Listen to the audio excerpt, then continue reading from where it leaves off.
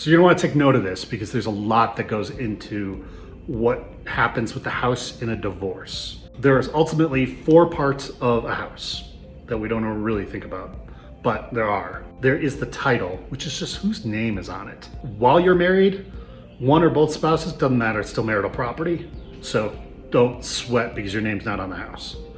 2, who's indebted on it? So are both parties on the mortgage? Will just one party?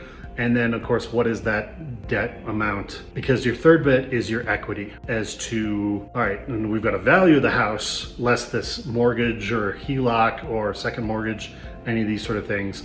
And then what's the remaining amount that is reflective of the money that you originally put down, plus the amount that you've paid down the mortgage and the added principal. And so essentially you've got equity.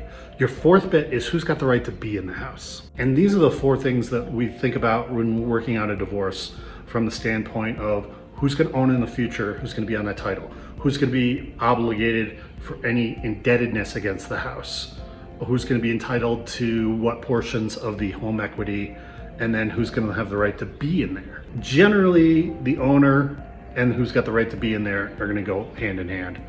And a lot of the times, that person then is also going to be expected to be solely responsible for the mortgage.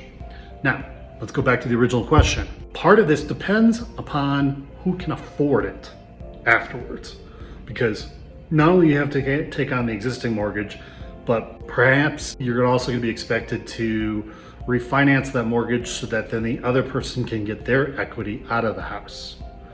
And so now that's not always the case, but that's essentially where we're going to start. And so then who's got the cash flow for this between their own income sources, any child support they receive, any spousal maintenance they receive. Your average lender, the people that you've probably been dealing with for mortgage lenders in the past, may not be up to snuff later on when you want to apply for a mortgage.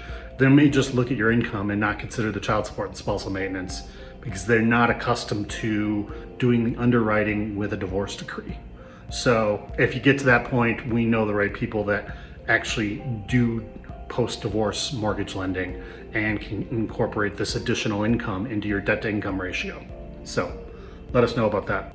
Essentially, if they can't qualify for that mortgage, then they're probably not going to be able to keep the house. Sometimes a house is so valuable, but with such a large mortgage that it really required the income of both parties. And upon divorce, when both parties aren't going to continue to pay for the house, neither one of them is going to be able to afford it, and they're going to have to sell. And then it's with a savvy lawyering and strategy that we can also consider opportunities for maybe a lien against the house by the non-future homeowner, where that's going to have to get paid out in the future upon some sensible milestone, whether it's just a 2 years period of time or the children's graduating or something else. And sometimes we leave people on the mortgage even though they're no longer living there to save the new homeowner the hassle of refinancing right now.